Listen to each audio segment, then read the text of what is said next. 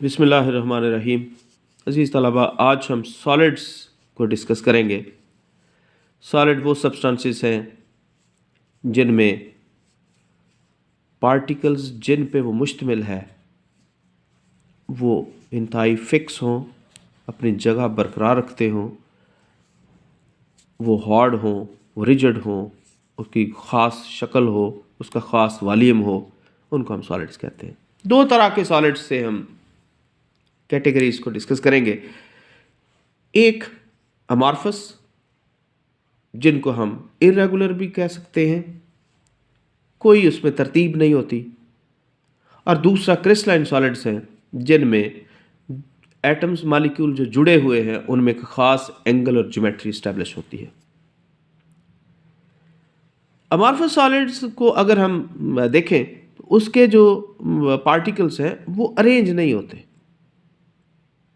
जुड़े ज़रूर होते हैं लेकिन रेगुलर नहीं होते। उनको ट्रू सॉलिड्स भी मुश्किल से ही कहा जाता है। इनकी एग्जाम्पल्स ग्लास है, पिच है, हाई मॉलिक्यूलर मोलर मास वाले पॉलीमर्स हैं, सॉलिड्स हैं।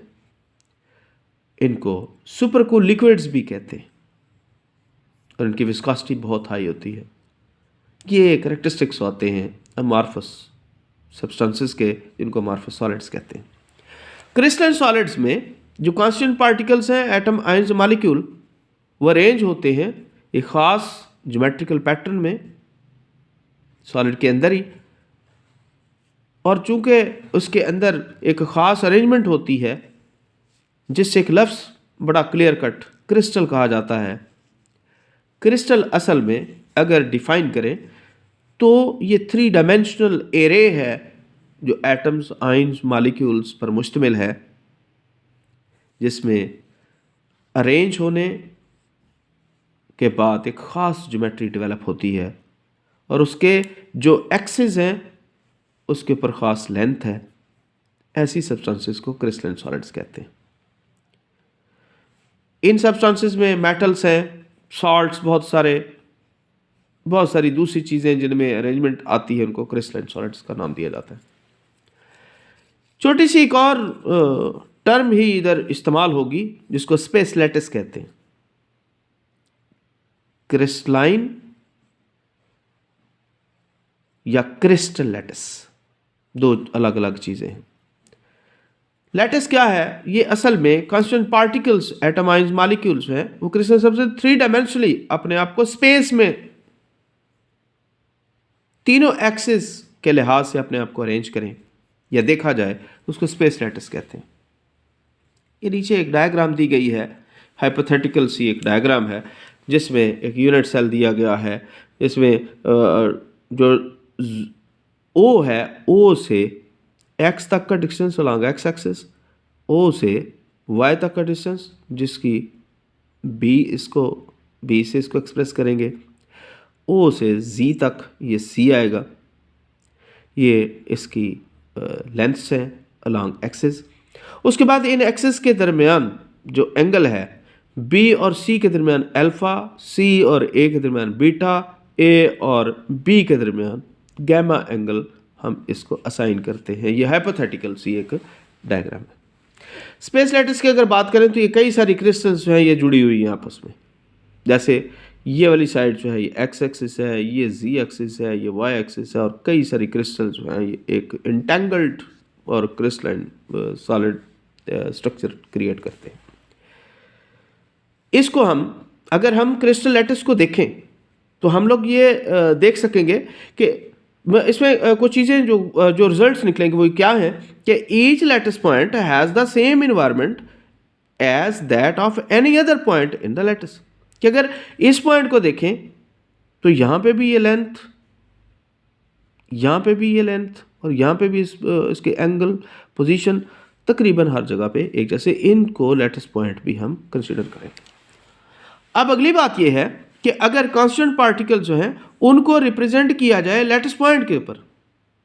पहली बात ये कि क्रिस्टल और लैटिस में फ़र्क ये है कि क्रिस्टल में आप एज ए होल एटम के साइज को कंसिडर करते हो और फिर ज्योमेट्री क्रिएट करते हो। लेकिन लैटिस में पूरे एटम की बजाय आप एक पॉइंट ड्रॉ कर लेते हो और समझते हो कि ये पॉइंट जो है ये रिप्रेजेंट करता है उस एटम को। अब जब उन पॉइंट्स को मिला के आप एक ज्योमेट्री ड्रॉ करेंगे उसको क्रिस्टल लैटिस कहेंगे। दूसरी बात ये कि यहां पे भी ये वाज़ेह हो रहा है कि लैटिस पॉइंट जो है irrespective of the fact that whether it contain the single atom और मोर देन वन एटम, कि जो साइज है एटम का उससे मुबर्रा आप एक पूरे मॉलिक्यूल को, पूरे कॉर्नर को एक पॉइंट से एक्सप्रेस कर लेते हो। ये फ़र्क है दोनों में। अगली बात ये कि इस क्रिस्टलाइन स्ट्रक्चर के अंदर जो बेसिकली जिन चीज़ों के लिहाज से उस क्रिस्टल को, उस क्रिस्टलाइन सब्सटेंस को कंसिडर किया जाता है, एक्सप्रेस किया जाता है, उसको हम यूनिट सेल के नाम से देखते हैं। तो यूनिट सेल जब आपस में यूनाइट करते हैं तो एक ह्यूज बॉडी बनती है जो क्रिस्टलाइन स्ट्रक्चर कहलाती है। यूनिट सेल जो है असल में ये उस क्रिस्टल को पिक्चराइज करती है। ये क्या पिक्चराइज करती है कि ये सारे के सारे जो यूनिट सेल्स हैं, सारे के सारे जो यूनिट्स हैं वो तकरीबन एक जैसे हैं, बल्कि ज़्यादा फिक्स अंदाज से कहूँ तो सारे के सारे एटम चूंकि फिक्स हैं, इस वजह से हर क्रिस्टल जो है वो एक जैसी ही है और उसकी ज्योमेट्री अगर चेंज होगी तो सॉलिड की स्ट्रक्चर, सॉलिड की जो ओवरऑल उसकी अरेंजमेंट है वो तब्दील हो जाएगी। इसको हम यूनिट सेल की मुनासबत से हम डिस्कस करेंगे। असल बात यह है कि यूनिट सेल क्या है। यूनिट सेल असल में 3 dimensional group of lattice points है which generate the whole lattice by translation और स्टैकिंग। स्टैक का मतलब है एक के बाद दूसरी, दूसरी के बाद तीसरी, और इस तरह के ह्यूज स्ट्रक्चर हम ड्रॉ कर लेते हैं। ये यूनिट सेल की फिर कुछ टाइप्स आती हैं कि यूनिट सेल क्या होते हैं। यूनिट सेल एक्चुअली 4 टाइप्स के हैं। Number 1 simple unit cell. ये ऐसा यूनिट सेल है या ऐसा यूनिट सेल प्रोड्यूस होता है जिसमें पार्टिकल प्रेजेंट होते हैं at the corners of the unit cell. जैसा कि ये है, ये कॉर्नर पे एटम है, ये कॉर्नर पे इस एटम, इस कॉर्नर पे सारे के सारे, उसके अंदर या बाहर कोई चीज़ नहीं है। दूसरी बात, second type face centred unit cell है। फेस सेंटर्ड, ये फेस आ गया, ये फेस आ गया, ये फेस आ गया और ये फेस आ गया। हर फेस में 1 2 3 4 ये तो है ही है, लेकिन इनके फेस अगर जाहिर किया जाए, एक बिल्कुल फ्लैट सब्सटेंस अगर कंसिडर की जाए तो उसके दरमियान में भी एक एटम है, उसको फेस सेंटर्ड कहते हैं। दूसरा end face centred unit cell. कि एंड फेस सेंटर जो है, जो एंड आ रहा है क्रिस्टल का, उसका जो एंड है, सिरा है, या जहाँ पे वो ख़त्म हो रही है क्रिस्टल स्ट्रक्चर, उसमें भी एक पॉइंट अगर रखा जाए या होता है एटम, उसको हम एंड फेस सेंटर्ड बोलते हैं, end face centred unit cell consider करते हैं। तीसरा है बॉडी सेंटर्ड यूनिट सेल। क्या पूरी की पूरी ये क्रिस्टल है, ये 4 6 8 इसके जो पार्टिकल्स हैं वो कॉर्नर्स पे हैं, उनके बिल्कुल सेंटर में एक और एटम या मॉलिक्यूल या आयन जो है वो पड़ा हुआ है, इसको बॉडी सेंटर्ड बोलते हैं यूनिट सेल की। ये टाइप्स हैं।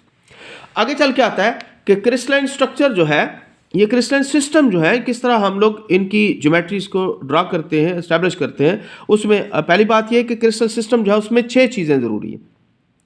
एक लेंथ अलॉन्ग एक्स एक्सिस जिसको ए कंसिडर करते हो, वाई एक्सिस जिसको बी करते हो, जी एक्सिस जिसको सी करते हो। उसके बाद एक्स वाई और जी एक्सिस के बिटवीन जो एंगल ड्रॉ होंगे वो है अल्फा, बीटा और गामा। इसका मतलब यूनिट सेल अगर डायमेंशन ज़्यादा बेटर लफ्ज़ है उसको कहें तो वो 6 होती हैं, A B C alpha beta gamma. अब उनकी रीअरेंजमेंट कभी एंगल और कभी उसकी लेंथ जो है वेरी करेंगे, तो उसकी जो डायग्रामेटिक जो क्रिस्टल स्ट्रक्चर है वो वेरियस करेगा। अब हम अगर इसको कंसिडर करें, हम क्रिस्टल सिस्टम को अगर देखें तो क्रिस्टल सिस्टम में बेसिकली ब्रेविस लैटिसेस जो हैं उनको हम मेनली देखते हैं। इसमें कुछ थोड़ी सी हिस्ट्री भी ये है, या इन डिटेल्ड अगर हम बात करें तो इनके मुख्तलिफ जो यूनिट सेल्स हैं उनको हम डिस्कस करते हैं। इसमें वो कहते हैं कि किस system is a parallelepiped whose interfacial angles may or may not be 90, या ये कह लें कि ऐसे पैरेलल पाइप्स हैं जिनके अंदर कभी 90 डिग्री एंगल हो भी सकता है, नहीं भी हो सकता। जैसे दो पेंसिल्स जो हैं उनको आपस में जोड़ दें तो वो पाइप ही नज़र आते हैं। तो अगर उनके जो एंगल्स बनेंगे, जो फेशियल बनेंगे, या उनके जो फेस डेवलप होंगे, उसके लिहाज से अगर A B C lengths draw करें, उनके दरमियान एंगल ड्रॉ कर लें और उसके बाद डायमेंशंस ड्रॉ करें, तो वो एक दूसरे के साथ एक रिलेशनशिप भी बनेगा और एंगल के साथ ज्योमेट्रीज की टाइप्स भी बनेगी। और एक्चुअली ये 7 क्रिस्टलाइन सिस्टम जो है ये इस्टेब्लिश होगा, जिसको ब्रेविस लैटिसेस कहा जाता है। इसमें फर्स्ट ऑफ ऑल ये क्यूबिकल है। क्यूबिकल में जो मेनली चीज़ें देखने वाली हैं वो है असल में करेक्टरिस्टिक्स देखे जाते हैं कि A angle is equal to B angle is equal to A length is equal to B is equal to C. उसके बाद अगर उनके दरमियान जो एंगल है alpha is equal to beta is equal to gamma is equal to 90, तब जो structure बनेगी वो एक्चुअली यही वाली होगी जो क्यूबिकल है, सिंपल है। इसमें सिमेट्री जो है वो आगे जाके हम इन डिटेल पढ़ेंगे कि सिमेट्रिकल एलिमेंट्स क्या होते हैं, सिमेट्रिकल पॉइंट क्या होते हैं, और ये कुछ टर्म्स हैं जिनको समझना बहुत ही ज़रूरी है। इसकी एग्जांपल्स हैं NaCl सोडियम क्लोराइड की जो क्रिस्टल है। उसके बाद ब्रेविस 3 है, ये सिंपल भी हो सकता है, बॉडी सेंटर्ड भी है और फेस सेंटर्ड भी है, 3 टाइप से इसकी। उसके बाद जो सेकेंड वन है उसको टेट्रागोनल कहेंगे। टेट्रागोनल जो है उसमें तीनों एक्सिस जो है वो राइट एंगल पे हैं, देखें एंगल 90 है। सिर्फ फर्क क्या है कि A is equal to B, B not is equal to C. C जो है वो थोड़ा सा, इसको टेट्रागोनल कहेंगे, मुस्ततील नुमा जिसको हम कॉमनली कहते हैं। 2 इसकी टाइप्स हैं, एक सिंपल है, एक बॉडी सेंटर्ड है। इसकी एग्जांपल्स भी हैं, ये रोटेट करेंगे 4 4, ये कन्फ्यूजन वाली बातें हैं, यहाँ पे ये बात याद रखने वाली है। उसके बाद आर्थोरॉम्बिक, आर्थोरॉम्बिक की भी हम ज्योमेट्रिकल शेप्स जो है उसके डायमेंशंस देखते हैं। Alpha is equal to beta is equal to gamma is equal to 90। अब यहाँ पे देखो 90 तक ये सारे एंगल सेम है तमाम एक्सिस के, लेकिन उनकी लेंथ में वेरिएशन है। A not is equal to B not is equal to C, तब जो ज्योमेट्री बनेगी, जो क्रिस्टल बनेगी, उसको आर्थोरॉम्बिक कहेंगे। अब नेक्स्ट हम चलते हैं कि मोनोक्लिनिक एक और ज्योमेट्री है, क्रिस्टल है, जिसमें ये देखिएगा कि all the axis are unequal, 2 axis at right angle and third is inclined to these at an angle other than 90 degree. A not is equal to B not is equal to C, alpha is equal and gamma is equal to 90 and beta not equal to 90। ये 90 से कम भी हो सकता है, ये 90 से ज़्यादा भी हो सकता है। इसके एग्जांपल बड़ी कॉमनली ये कैल्शियम सल्फेट, जिप्सम, उसके बाद सोडियम सल्फेट, उसके बाद सोडियम बोरेट, ये मोनोक्लिनिक, और सल्फर के मोनोक्लिनिक सल्फर जो है वो भी इसी शेप में है। उसके बाद आता है ट्राइक्लिनिक, उसमें 3 एक्सिस बराबर नहीं है, तीनों एंगल भी बराबर नहीं है। A not is equal to B not is equal to C, alpha not is equal to beta not is equal to gamma not is equal to 90। और इसकी example copper sulphate 5H2O, copper sulphate और potassium chromate, ये hydrogen borate या boric acid, इसको हम इसकी जो crystals हैं वो ट्राइक्लिनिक होंगे। उसके बाद हेक्सागोनल ज्योमेट्री बनती है। 2 axis are in 1 plane with include angle 120 and third axis at less than, इनकी जो लेंथ है वो equal to, not equal to these 2। उसके बाद ज़्यादा मेन लिखा है कि A is equal to B not is equal to C, alpha and beta is equal to 90 and gamma is equal to 120। जो स्ट्रक्चर यहाँ पे डेवलप होगी इसको हेक्सागोनल कहेंगे। ये आइस में भी होती है, ग्रेफाइट में भी होता है, मर्क्यूरी सल्फेट में होता है, Mg, जिंक, कैडमियम, ये इसके वेरियस एग्जांपल्स हैं। उसके बाद राम्बोहाइड्रल एंड ट्राइगोनल, ये भी, चूँकि ये जस्ट रिवीजन है, एफएससी में आप लोग पढ़ चुके हो कि तीनों के तीनों जो एंगल्स हैं वो बराबर हैं, और तीनों में से अल्फ़ा, बीटा एंड गैमा वो 90 नहीं होंगे। उस वक्त जो ज्योमेट्री डेवलप होगी उसको रंबोहेड्रल ज्योमेट्री कहेंगे। ये आपने ड्रॉ करके भी इसको डिटेल से देखना है कि ये कौन कौन सी चीज़ें हैं। ये 7 क्रिस्टल सिस्टम्स थे जो जिसमें आपकी डायग्राम्स जो हैं वो वेरियस वे से यहाँ पे हम लोगों ने इस्टेब्लिश की हुई है, ड्रॉ की हुई है। इसको मुख्तलिफ इसको अगर देखा जाए कि ब्रावस लैटिसेस जो हैं बॉडी सेंटर्ड क्या होती हैं, फेस सेंटर्ड वो मैं इससे पहले भी आपको बता चुका हूँ। एंड सेंटर्ड भी क्या होता है, ये बड़ा एक व्यू दिया हुआ है इसमें। उसके बाद ये मोनोक्लिनिक जो है उसको इनकी स्ट्रक्चर भी आपने ड्रॉ करनी है, देखनी है कि इसके अंदर क्या क्या चीज़ें आई हुई हैं। ये सिंपल है, एंड सेंटर्ड है, ये रोटेट करेंगे इसको इस तरफ से तो सारी ये घूमती फिरेगी। उसके बाद ये हेक्सागोनल ट्राइक्लिनिक है, हेक्सागोनल है, रंबोहेड्रल है। ये ज्योमेट्री आपने ड्रॉ करके इसको फिक्स कर लेना है कि ये असल बात है क्या। Thank you.